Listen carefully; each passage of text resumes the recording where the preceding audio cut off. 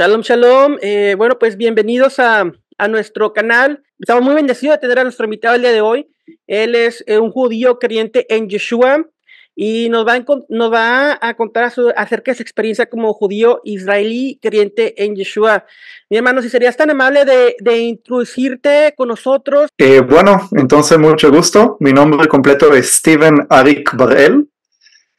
Y bueno, yo nací en Israel, nací en Beersheba, crecí toda mi vida en Israel, pero todos están sorprendidos porque les choca tres cosas a la vez: que mi nombre es Steven, que soy israelí y hablo español.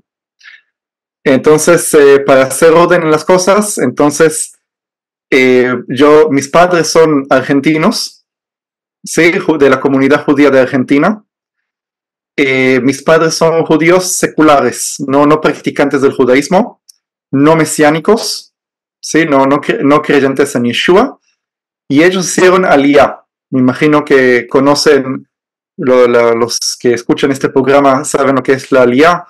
El que no sabe son el retorno de los judíos de toda parte del mundo a Israel. Tal vez el que no sabe, la comunidad judía de Argentina es bastante grande.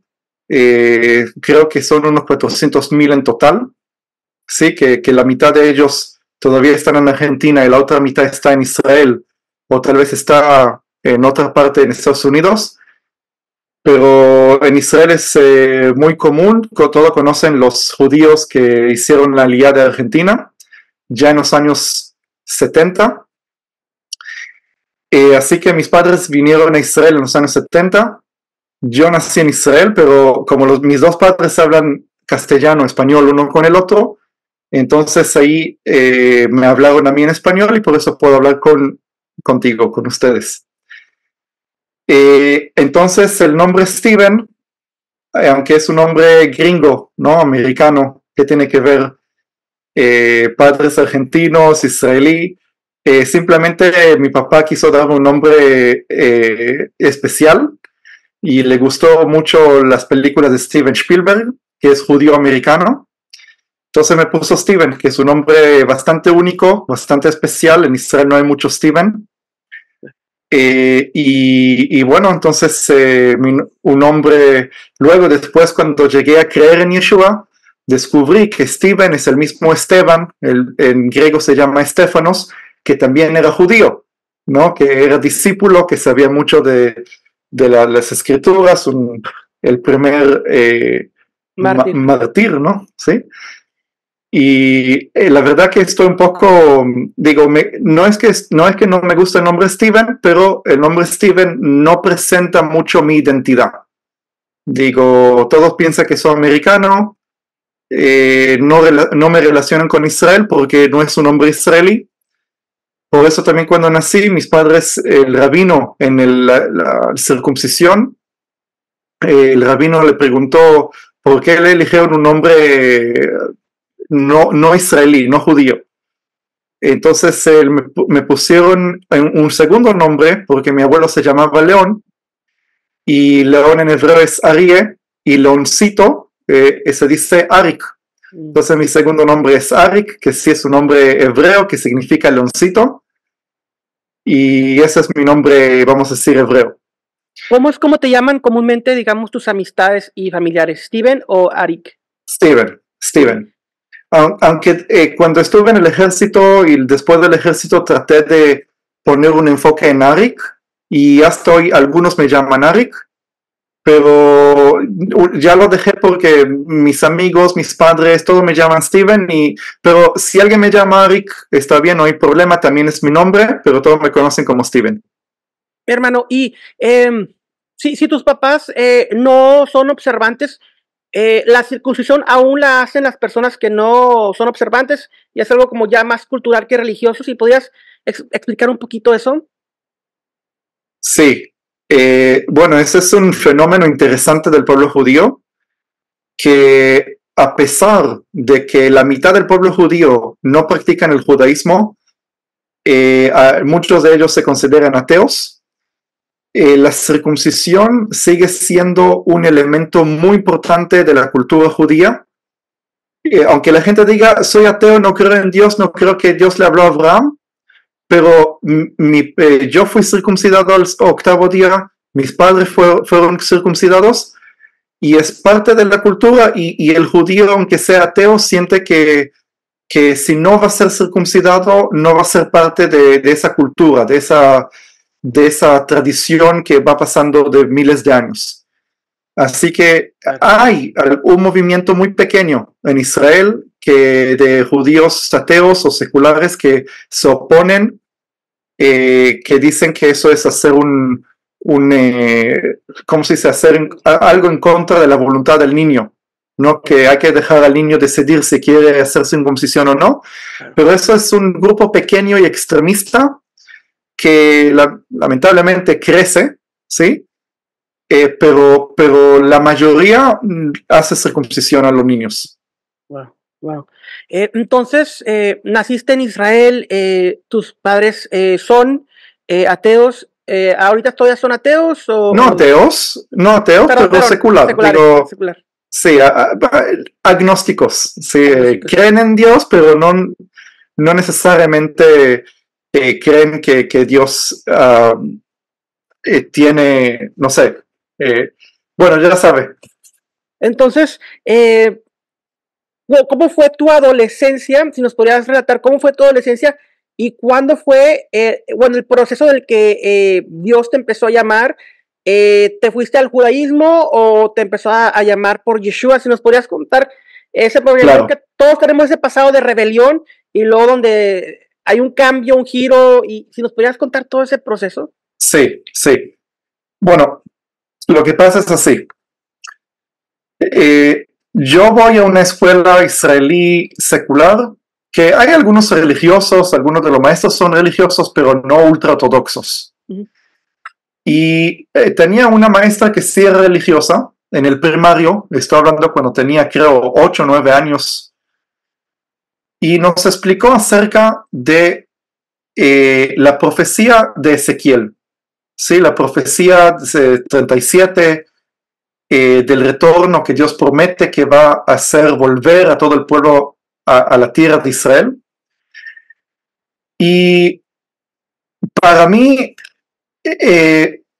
era un niño, 8 o 9 años, no realmente entendía muchas cosas como las entiendo hoy, pero si puedo interpretar cómo Steven se sintió, pensó a los 8 años, puedo explicar lo siguiente.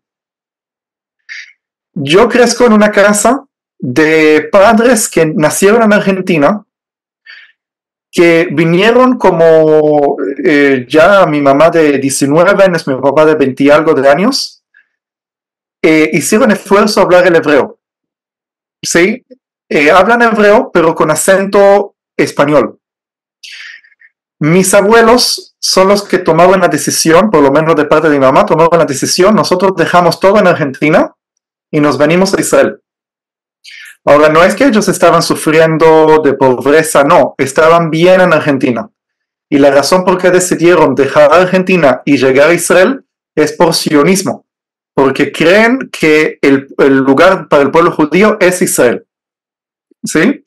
Nada que ver con religión. Digo, la mayoría de los sionistas no eran religiosos, pero sí creían que el pueblo judío va a estar protegido nada más en un país que está dominado por judíos. Sí. Y por eso, sí. Cuando yo aprendí que todas las generaciones de judíos, desde que fueron exiliados de la tierra de Israel hace 2000 años por los romanos, y tenían el anhelo, oraban todos los años que se festeja el Pesaj, dicen el año que viene en Jerusalén. ¿Por qué lo dicen?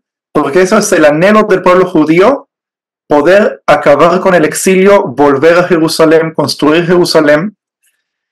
Y el anhelo de todos mis antepasados, que no los conocía, conozco nada más mis abuelos, más allá no sé quién son, pero yo sé que eran judíos religiosos practicantes que su anhelo de cada generación fue: tenemos que acabar con el exilio y volver a Israel. Ahora, yo nací en Israel, mi primer idioma es hebreo. Sí, mis padres me hablaban en español, pero mi hebreo está mejor que el español porque estudié en escuela en hebreo, leí libros en español no leí libros. Leo mi Biblia en hebreo, no en español, no en inglés, sino en hebreo. Y cuando aprendo acerca de esta profecía de Ezequiel 37, que Dios promete hace 2700 años de que ustedes van a salir a un exilio, pero yo voy a hacer que vuelvan, para mí, en ese momento entiendo que yo soy un cumplimiento de esa profecía. Que cuando mis antepasados anhelaban estar en la tierra de Israel y hablar hebreo y tener un gobierno judío, yo estoy cumpliendo esa visión, ese anhelo que tuvieron todas las generaciones mías atrás por los últimos 2000 años. Obviamente ahora lo entiendo mejor que lo que entendí a los 8 años, pero a los 8 años entendí por lo menos el significado. Y tuve la decisión, no me interesa qué dicen los demás, qué dicen los ateos, qué dicen la gente secular. 2 cosas entendí en ese momento, a los 8 años: que Dios existe y que la palabra de Él, la Biblia, es verdad.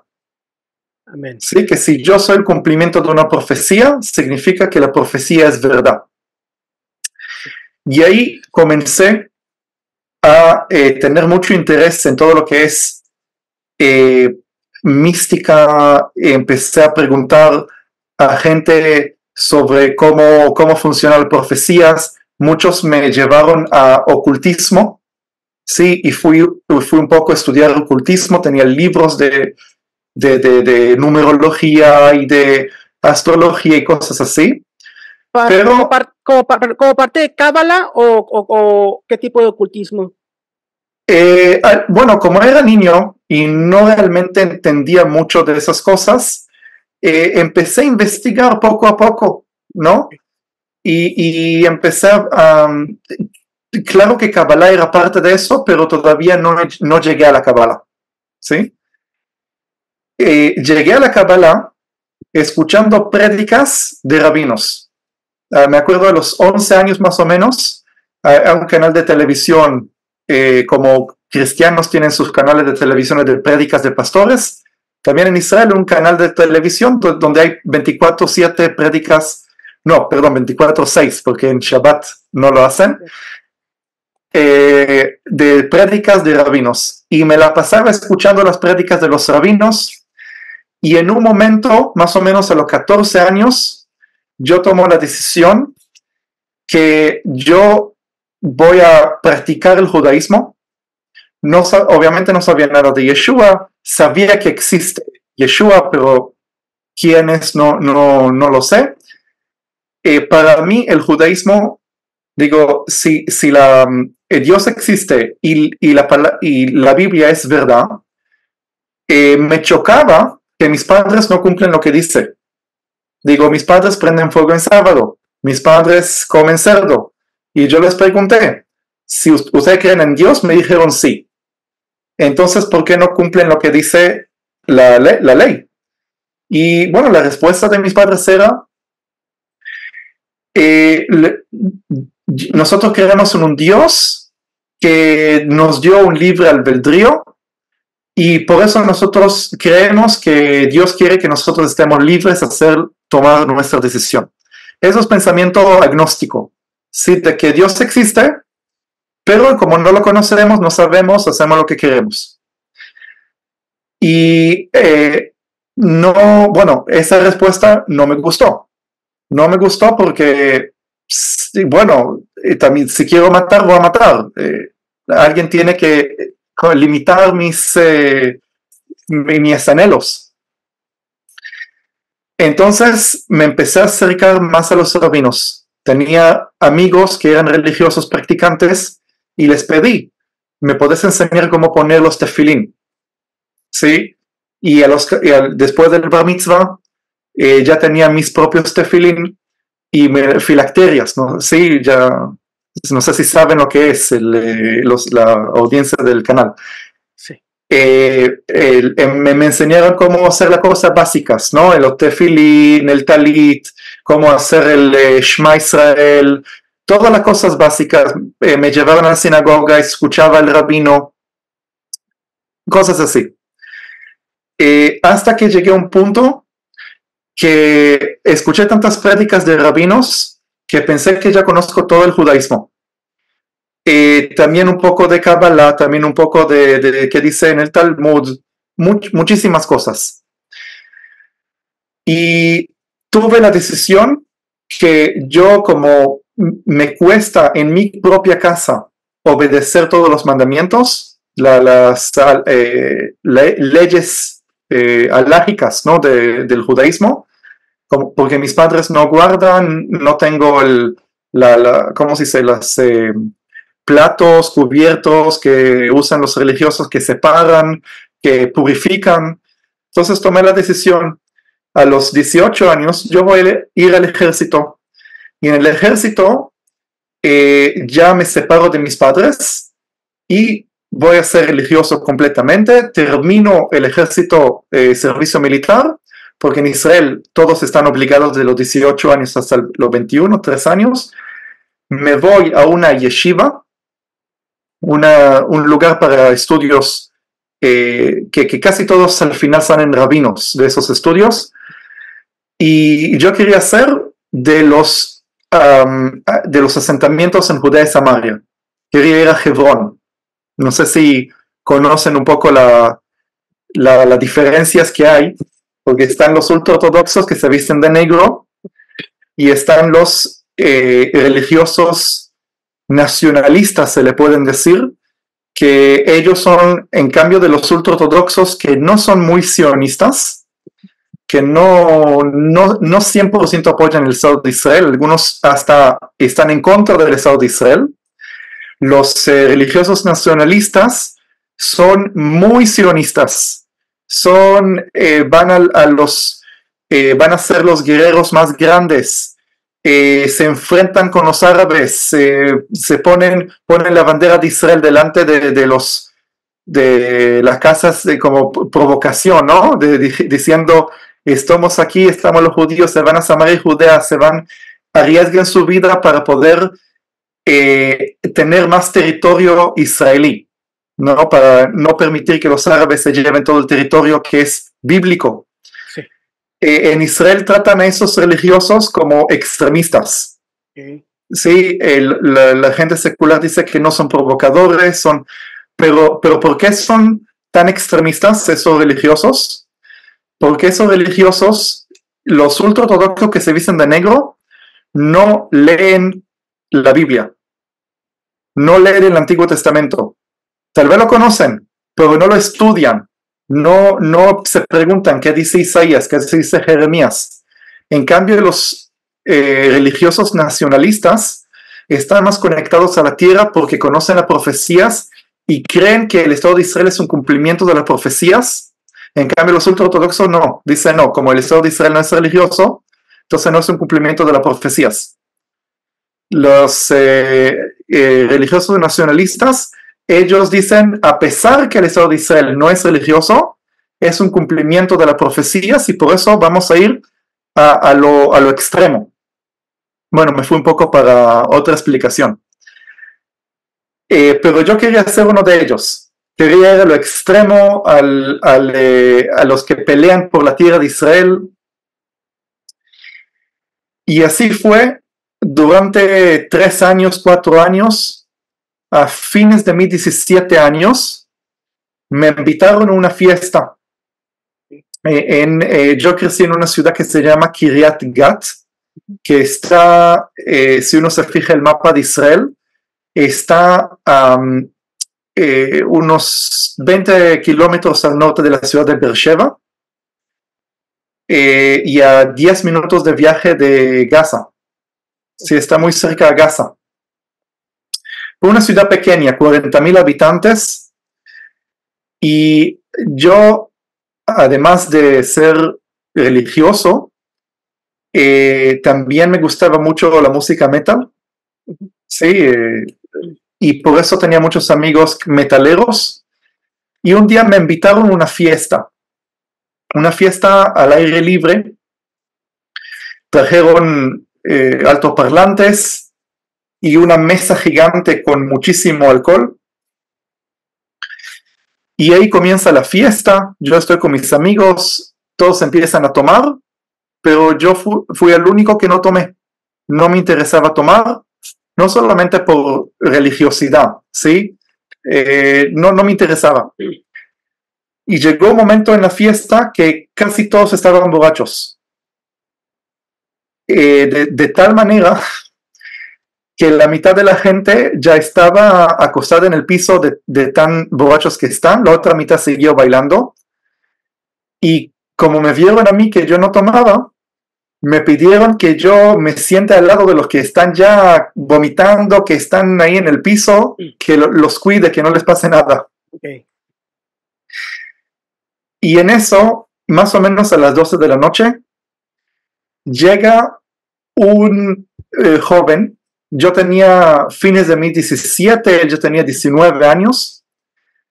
Yo lo vi en la escuela, porque en mi escuela, mi secundario, habían metaleros, no muchos, pero algunos. Yo era amigo de todos, conocía a todos, pero él también era metalero, pero como estaba a 2 grados más que yo, no lo conocí mucho. Digo, sabía quién eras por nombre, pero nunca tuvimos una conversación.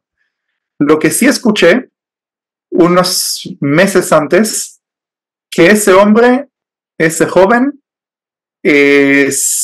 algo le pasó, se cristianizó,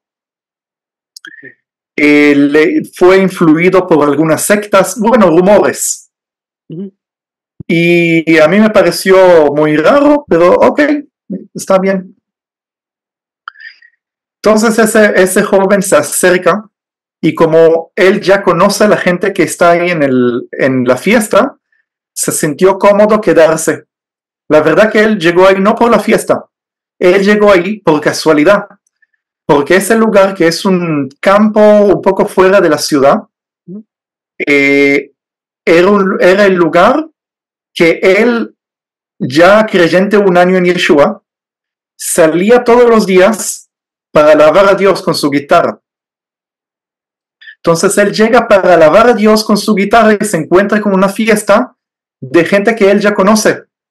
Y dijo, wow, esta es una oportunidad de compartir el evangelio. Pero como todos están borrachos, no hay con quién hablar.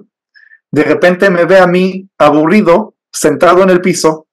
No sabía qué hacer porque no tenía con quién hablar, todos están borrachos. Se acerca, se sienta al lado mío y lo primero que me dice, ¿conoces a Yeshua? Y al principio no entendí de quién está hablando, porque los israelíes, no sé si sabes, los israelíes no los llamamos Yeshua, los llamamos Yeshu, ¿sí? Sin la A al final. Que eso es como los rabinos le dicen, que es un insulto, técnicamente. Sí. Pero eso es lo que yo sabía, que se llama Yeshu. Y cuando me dice Yeshua, para mí es un nombre, como Josué. Hay muchos en Israel que se llaman Josué. Entonces yo le pregunto, ¿quién es Josué? Yeshua, ¿no? Alguien que un amigo de la escuela. porque lo conozco a él de la escuela. Pensé que es alguien que lo conocemos. Entonces me dice, no, él es el Mesías.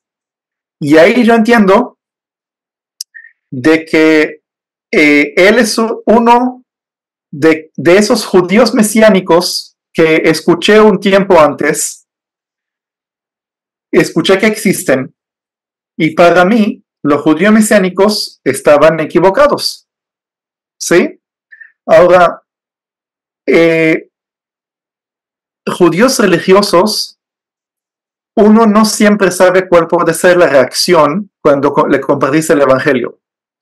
La reacción podría ser positiva, negativa, y negativa también hay varios varios niveles de negativo. Sí. Puede ser que te escupan en la cara. Si le mencionas el nombre de Yeshua, te escupen en la cara. Pero eso es en casos extremos, ¿no? No todos los religiosos judíos van a reaccionar de esa manera. La mayoría, cuando mencionas el nombre de Yeshua, se van. Dicen, no quiero escuchar. Cristianismo, no quiero escuchar. Pero yo estudié qué fue el pensamiento de Maimónides sobre Yeshua. Sí, Maimónides, en hebreo le decimos Rambam, un rabino de la Edad Media que vivió en Córdoba de España, en la época que los judíos de España eran casi el 10% de la población, hasta el exilio, hasta la expulsión de los reyes católicos de España.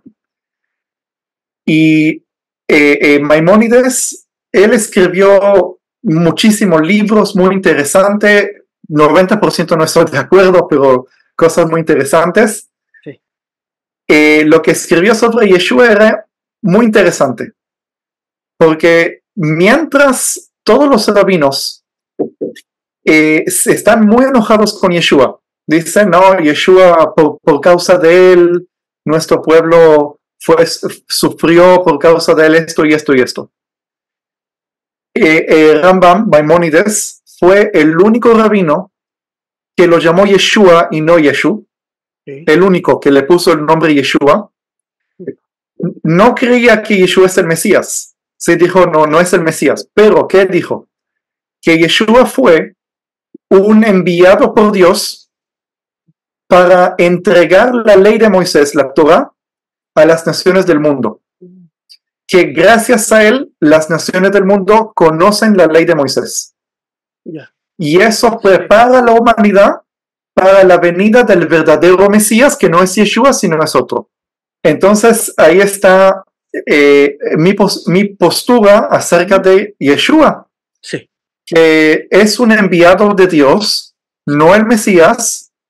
Tal vez el Mesías es bueno, Yeshua es bueno para los cristianos, pero los judíos esperan otro. Okay. Entonces, cuando este joven me empezó a hablar, mi reacción fue, ok, los cristianos están bien con Yeshua, pero tú que eres judío, no debes creer en él. Yeah. Sí, olvídate de él, espera al Mesías verdadero. Eso fue lo que le dije. Ahora, él me empezó a citar versículos de Isaías, de Jeremías, y me empezó a probar una profecía tras otra, cómo se cumple en Yeshua. Ahora, y eso es lo interesante, yo me la pasaba escuchando horas prédicas de rabinos. Lo único que estudié fue Gemara, Talmud, Mishnah, un poco de Kabbalah, Shulchan Aruch, Zohar, muchísimos libros que son fundamentales en el judaísmo. Pero ni una sola vez me hablaron de Isaías, de Jeremías, de Amós. Tal vez lo mencionaron como nombre, pero nunca citaron de la Biblia. Nunca me dijeron, vamos a leer Ezequiel, vamos a leer esto. Nunca. Yo pensé que sabía todo sobre el judaísmo. De repente él me está citando versículos y yo digo, wow, me falta mucho para entender, para estudiar. Ahora le dije a él, mira, no tengo las herramientas como contestarte. Porque lo que me decís tiene sentido. La profecía, Jeremías, Isaías 53, todo tiene sentido. Pero no puede ser que los rabinos durante 2000 años están equivocados. Los rabinos son demasiado inteligentes para poder no entender que Yeshua es el Mesías. Y por eso estoy seguro que estás equivocado, pero como no tengo las herramientas para contestarte, déjame yo leer la Biblia, déjame yo leer el Nuevo Testamento, y ahí voy a tener las herramientas para contestarte y probar que estás equivocado. Sí, empecé a leer la Biblia. Me enfoqué en las profecías mesiánicas, empecé a investigar. Vamos a decir que al principio no entendía mucho, porque el texto bíblico en hebreo no es muy entendible para el israelí moderno. Sí, el idioma ha cambiado mucho. Entonces me puse a investigar en el internet. Entré a sitios mesiánicos para escuchar cuáles son los argumentos. Luego entré a sitios antimesiánicos. Sí, no sé si conoces, hay Jewish for Jesus y hay Jews for Judaism. Sí. ¿Escuchaste de eso? Que es como se oponen a los creyentes en Yeshua. Entonces, cada uno trata de poner su argumento porque sí es el Mesías, porque no es el Mesías. ¿Sí? Entonces, escuché el argumento mesiánico, me gustó, tenía sentido. Luego fui a ver cuál es la respuesta que le dan los rabinos a ese argumento de por qué no es el Mesías. Entonces ahí, durante 4 meses, leyendo las escrituras, investigando, leí el Nuevo Testamento para encontrar contradicciones. ¿Sí? Ahora, no tengo el momento exacto. Digo, no puedo decir una fecha. Sino fue un proceso que en ese proceso yo de estar en contra de Yeshua, poco a poco los argumentos mesiánicos para mí tenían mucho más sentido que los argumentos de los rabinos. Y en un momento, en lugar de encontrar contradicciones en el Nuevo Testamento, empecé a leer el Nuevo Testamento porque me gustaba. Y empecé a defender a Yeshua cada vez que leía algo en contra de Yeshua dentro de los argumentos rabínicos contra de Yeshua. Y eso fue algo en un proceso que yo mismo no me di cuenta, que llegué a la conclusión de que él es el Mesías solo. Digo, sin que alguien me explique, no, simplemente comparando los argumentos. Y también eso fue un proceso porque al principio no acepté que Yeshua es Dios encarnado. Al principio dije, ok, me convencí de que es el Mesías, pero no puede ser que es el Mesías, el Dios encarnado, porque sigo creyendo que el judaísmo tiene alguna razón, ¿sí? Que ya eso es paganismo. Sí. Pero también ahí llegué a la conclusión, usando nada más el Antiguo Testamento sin usando el Nuevo Testamento, de que es imposible creer que el Mesías es humano sin una naturaleza divina.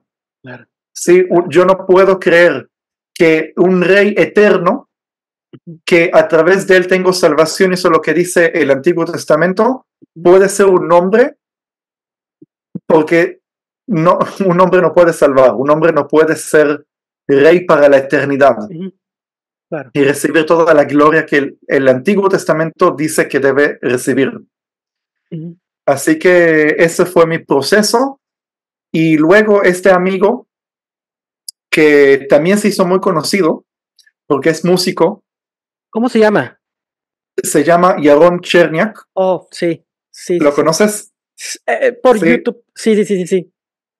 Sí, es un músico y cada proyecto de música mesiánica, por lo menos en Israel y también algunos proyectos fuera de Israel, participa con Joshua Aaron, con Mikedem, con diferentes, ¿cómo se dice? Cantantes, músicos. Ahí aparecen en todos lados. Él fue el que me evangelizó ahí en Kiryat Gat. Oh, ok. Ya. Sí. Él es el que me evangelizó y hasta ahora estamos muy amigos.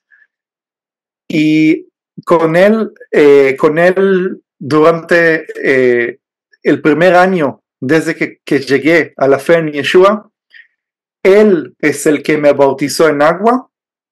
Sí, era una historia interesante porque exactamente es en el mismo lugar donde estuvo esa fiesta. después del invierno que había mucha lluvia, había charcos de agua y Aarón, sí, me llama y me dice, se formó acá un charco de agua suficiente profundo, ¿te quieres bautizar? Y le dije sí, y ahí me llevó, me bautizó. Eso es muy simbólico, mi hermano. Wow. Sí, sí, y bueno, claro, es un proceso que no es simple, porque yo tengo que estar seguro que Yeshua realmente es el Mesías del pueblo judío. Porque si yo estoy equivocado, sí, si no es el Mesías de Israel, significa que soy idólatra, estoy adorando un hombre, significa que estoy traicionando mi propio pueblo, mi historia, ¿sí?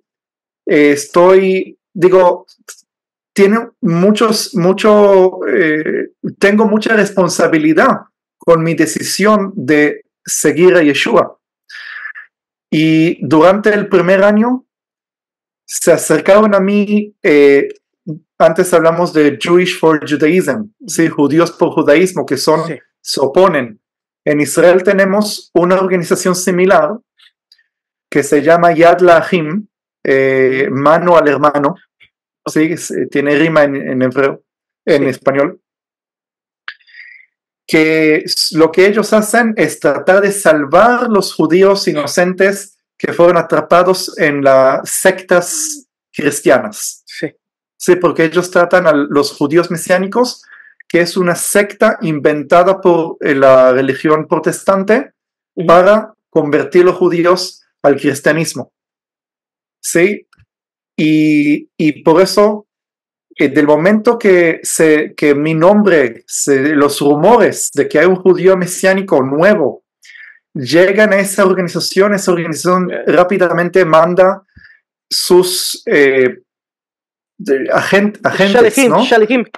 Shalihim, que llegan, empiezan a tratar de convencerme de que estoy mal, tienen todo preparado, todos los argumentos antimesiánicos, sí, de que la Virgen, de cómo el Mesías es hijo de David, si nació de una virgen, todos los argumentos antimesiánicos, llaman a mis padres, llaman a mi abuela, sí, consiguen el número de teléfono, le dicen, tu hijo, tu nieto está en una secta, tratan de ser amables para tratar de hacer una conversación bonita.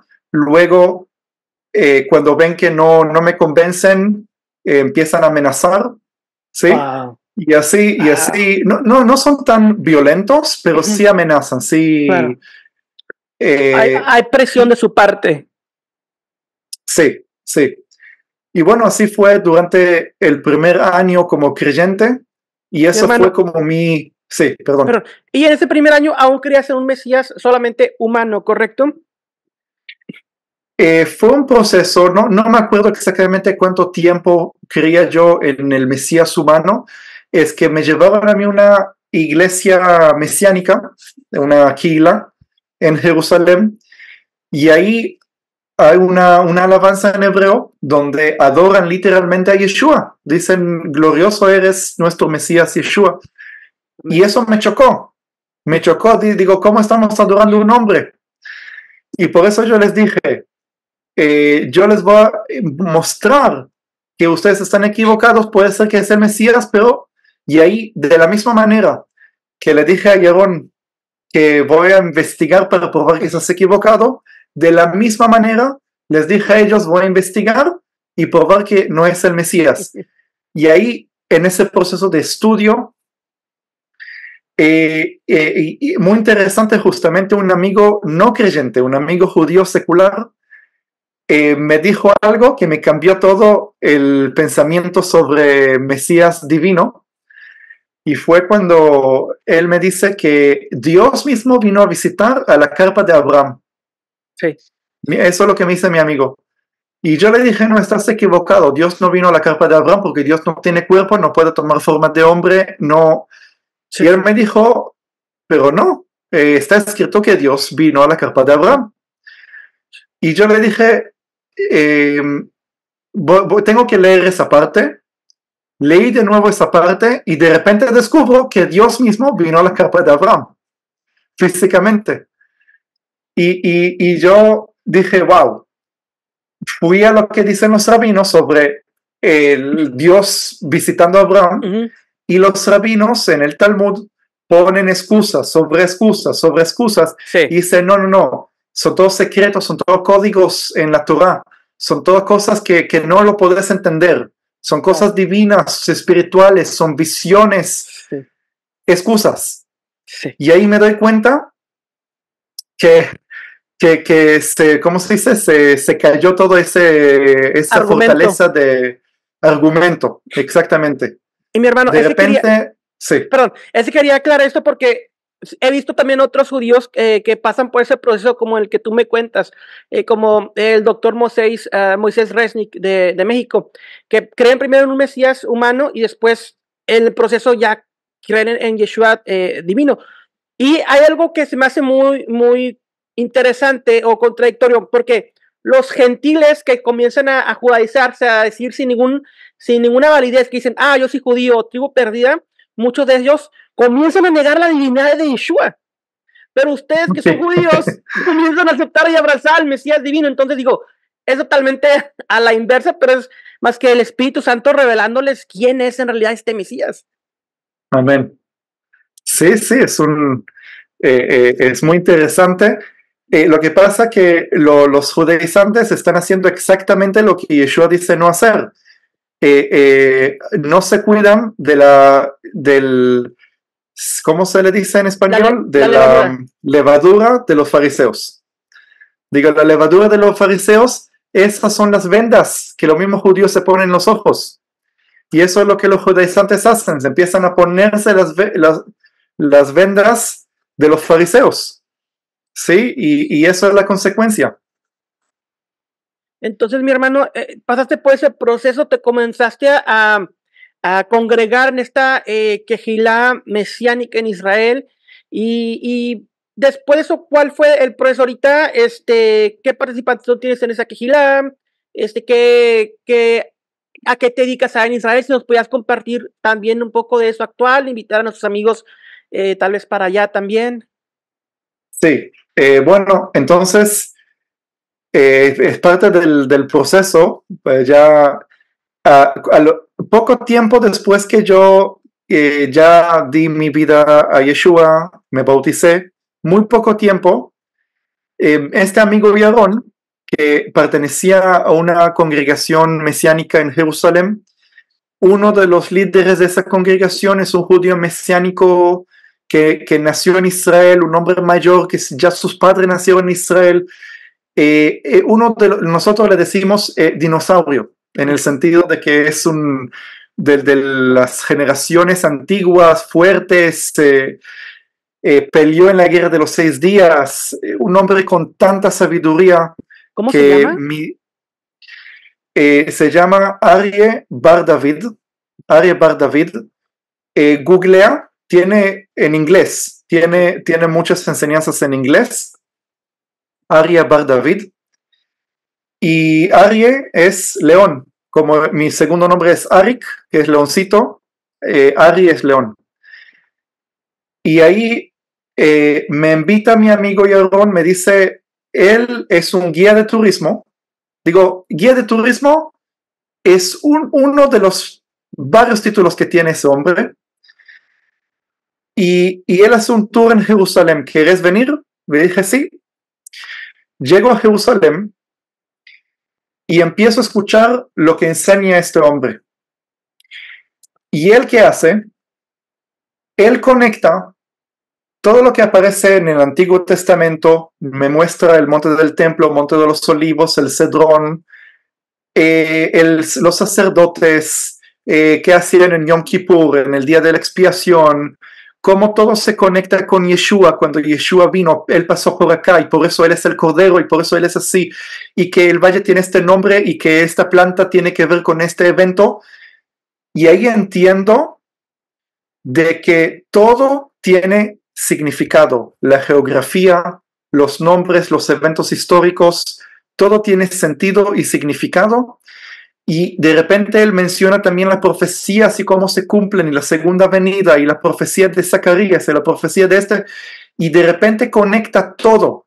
El Antiguo Testamento, el Nuevo Testamento, las profecías como se cumplen hoy con el éxodo de Israel, la guerra de los 6 días, la segunda venida, conecta todo y se puede ver que todo tiene sentido, todo tiene simbolismo, todo. Y yo me acerqué a él y le dije, toda mi vida sentí que todo tiene significado. La guerra de los 6 días, ¿qué tiene que ver? ¿Qué profecía cumple la guerra de los 6 días? Que ocurrió en 1967. Yo le dije, quiero ser tu discípulo, a este hombre, Aryeh Bar David. Y él me contestó algo que no lo esperaba. Él me dijo, primero, vaya a hacer el curso para ser guía. Y luego te voy a enseñar lo que quieras. Entonces, no entendí por qué me manda a ese curso. Porque ese curso es un curso secular que pertenece al gobierno, al Ministerio de Turismo.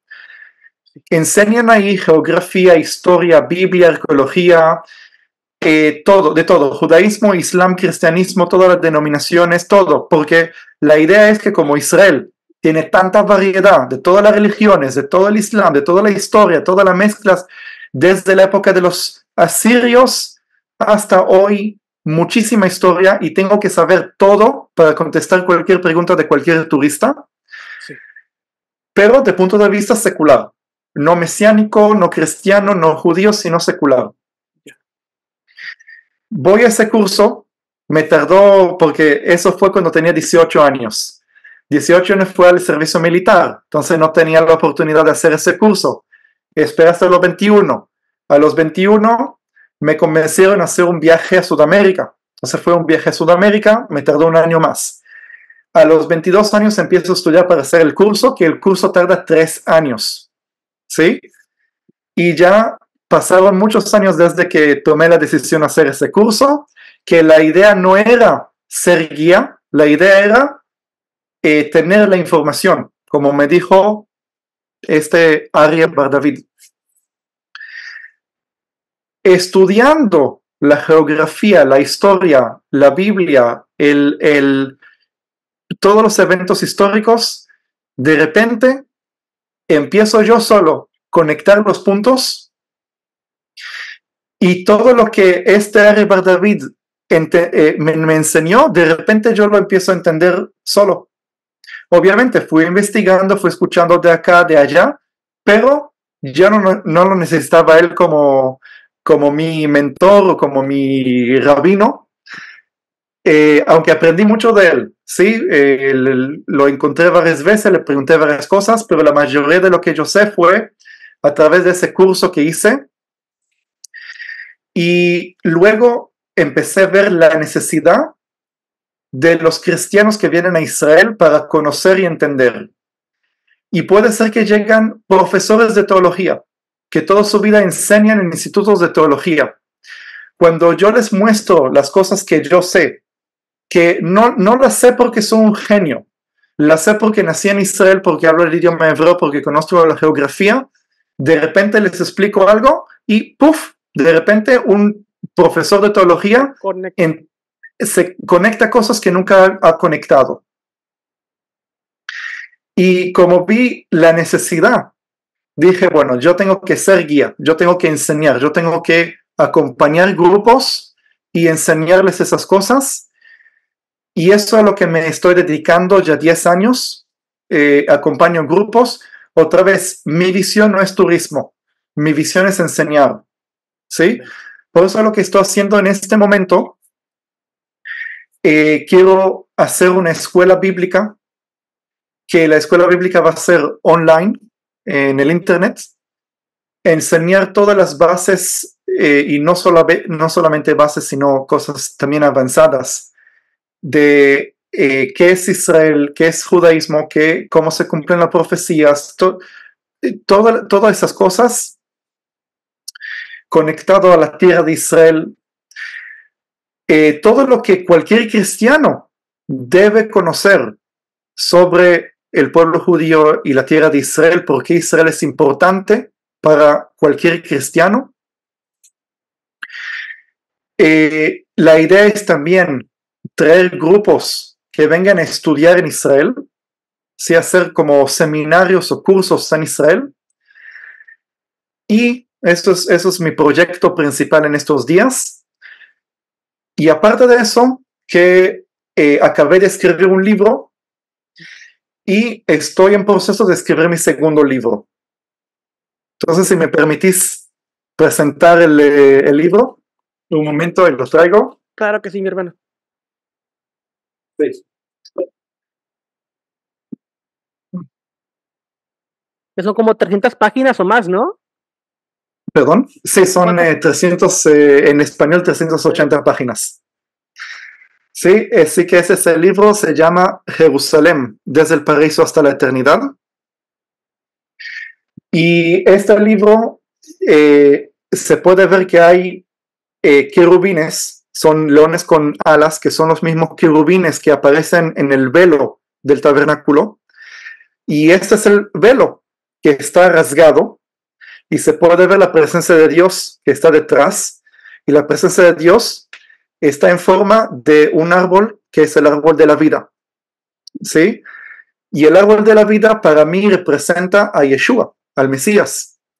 Que Yeshua con su muerte abrió el camino para volver al jardín del Edén y comer el fruto del árbol, que es Yeshua mismo, el pan y el vino, el cuerpo y la sangre, que nos abren el camino para la presencia de Dios que está entonces la idea principal del libro, primero que habla, el libro es un análisis de qué es Jerusalén, toda la simbología de Jerusalén, toda la teología que tiene que ver con qué es Sion, qué es Moria, por qué tiene que ver Melquisedec en Jerusalén, Abraham con Isaac, David, Salomón, el templo. Y mi tesis principal en el libro es porque yo creo que justamente el jardín del Edén que leemos en Génesis capítulo 2 y 3 estaba físicamente en Jerusalén. Doy argumentos bíblicos, teológicos de por qué creo eso, aunque no está escrito esto en forma clara.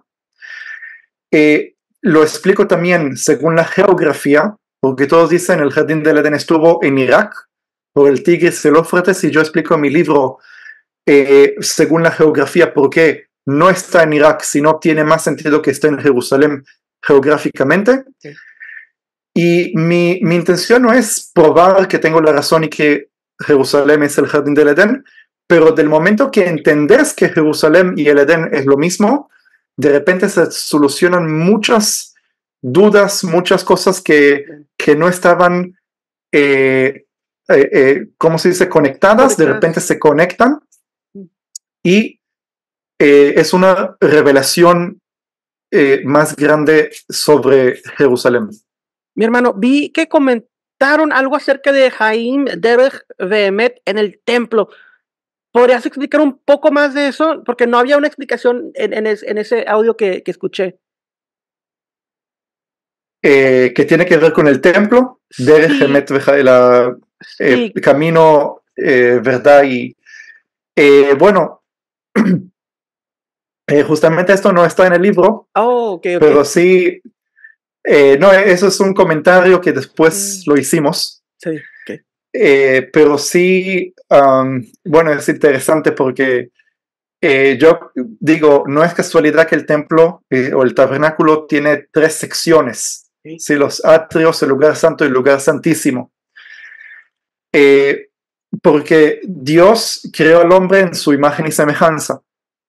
Y como Dios es 3 en 1, sí, Padre, Hijo, Espíritu, que son que el Hijo no es el Padre no es el Hijo, pero son uno. El hombre también es uno, pero tiene 3 partes. Tiene espíritu, alma y cuerpo. Ahora, el cuerpo no es el alma no es el espíritu, son 3 dimensiones totalmente diferentes, pero para que exista Steven, para que exista Rubén, tiene que estar los tres como uno. Ujú. ¿Sí? No puede haber nada más el cuerpo de Steven, nada más el espíritu de Steven separado. Claro. Y por eso el tabernáculo, en mi opinión, representa los tres niveles del hombre: el cuerpo, el alma y el espíritu. Y los atrios representan el cuerpo. Así que nosotros tenemos que dar nuestro cuerpo como sacrificio. ¿Sí? ¿Dónde está el pecado? El pecado está físicamente en nuestra carne. ¿Sí? En el ADN. Por eso dice que tenemos que humillarnos, tenemos que entregar nuestro cuerpo como sacrificio vivo. Amén. Y ese es el altar. Luego tenemos que ir al lugar santo, que el lugar santo es equivalente a nuestra alma, nuestros pensamientos, nuestra identidad. ¿Y qué es lo que tenemos que hacer en el lugar santo? Tenemos el lugar santo, hay tres cosas: la menorá, el candelabro, la mesa con los 12 panes, la mesa dorada, y el altar de incienso. Okay. Ahora, también las tres cosas tienen elementos que los tres, para poder producirlos, necesitas que machacarlos. Okay. El aceite, tenés que machacar la aceituna para que salga el aceite. El pan, tenés que machacar el trigo para que salga la harina para hacer el pan. El incienso, tenés que machacar el incienso para que salga el incienso. Quiere decir que todo ahí está machacado. Y eso es lo que tenemos que hacer con nuestra alma, con nuestro pensamiento. Como Pablo dice, renovar nuestro, ¿cómo dice en español? Nuestra conciencia. Conciencia. Bueno, sí. Sí. Tenemos que todo el tiempo renovar, todo el tiempo humillarnos, todo el tiempo. Porque nada más si nosotros estamos, ¿cómo se dice? Machacar nuestro, ¿cómo se dice en español? Ego. Ego, ok. Ego, sí, machacar nuestro ego. Uh-huh. Ahí podemos estar en la luz de la menorá, que representa al Mesías, que es la luz del mundo. Podemos caminar en la luz, podemos comer el pan de la vida y podemos alabar a Dios, que ese es el incienso. Y luego está el lugar santísimo, que eso es equivalente al espíritu. Ese es el lugar donde nuestro corazón se encuentra con el Espíritu Santo. ¿Sí? Bueno, hay mucho para hablar sobre este tema. Amén, amén. Sí, mi hermano. Para concluir nuestra conversación, que fue de gran bendición el día de hoy, ¿dónde te pueden encontrar nuestros hermanos en redes sociales? ¿Dónde podrían también encontrarte para los tours, todo eso? ¿Cuáles son tus números, redes sociales? Bueno, se puede buscar mi nombre completo, Steven Arik Bar-El, en YouTube, Facebook, Instagram. TikTok no tanto, aunque de vez en cuando pongo algo. Mi libro se puede conseguirlo en Amazon. Sí, en Amazon se escribe o mi nombre, ahí aparece en Amazon, o Jerusalén desde el paraíso hasta la eternidad. Si Dios quiere, me gustaría hacer algún tour por Estados Unidos, por Latinoamérica, y vender el libro, pasar iglesia por iglesia y vender el libro. Entonces, si en el futuro alguien se quiere contactar conmigo para que vaya a su iglesia y poder bendecir y que ser bendecido vendiendo el libro, sería una gran bendición. Y dentro de poco, si Dios quiere, voy a tener la página donde voy a poder poner mis enseñanzas, algunas gratis, algunas con pago, algunos cursos, y ahí se puede conseguir. Y no sé si puedo compartir mi correo electrónico para, no sé si puedo ponerlo en el, si no, aquí en el chat. Sí, si no, de todas formas, yo ahorita lo voy a poner, cuando lo edite, pongo un correo electrónico para que puedan, sí. y voy a poner los links del libro en Amazon y todo para que puedan también acceder ahí más prontamente. Y estamos en contacto definitivamente para cuando andes por Estados Unidos, con el favor del Eterno, aquí en Brother te esperamos y para pues conocernos en persona, o si Dios lo permite, ya que mis hijos son un poquito más grandes, también ir yo para allá, que sería una gran bendición, que no he ido aún. En el 2020 teníamos los boletos y todo, pero pues los compramos de antes y ya sabes lo que pasó. Entonces no pudimos ir, pero confiamos en que los tiempos de Dios son perfectos. Mi hermano Steven, muchísimas gracias por tu tiempo, por esta plática que fue de gran bendición, y pues estamos en contacto, mi hermano. Muchísimas gracias. Y sí, también yo fui muy bendecido. Gracias a Dios que nos conocimos. Así que sí, muchas gracias. Dios te bendiga abundantemente, mi hermano, y estamos platicando. Gracias. Shalom. Shalom, shalom.